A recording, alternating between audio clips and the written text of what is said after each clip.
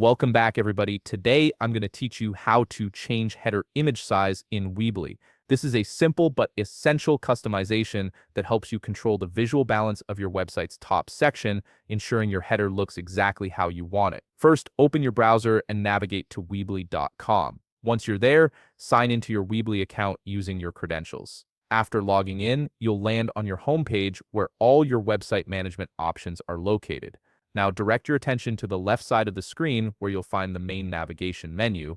Look for the option labeled Website and click on it. This section houses all the sites you've created with Weebly. Beneath the website option, you'll see a button that says Edit Site. Go ahead and click that to proceed to the next step. At this point, you'll be shown a list of all your websites. If you have multiple sites under your account, choose the specific website whose header image you want to adjust. Once you've selected it, look over to the right side of the screen where you'll notice an Edit button. Click this button to open the editor interface for your chosen website. You're now inside the editor page of your website, which is where all the magic happens.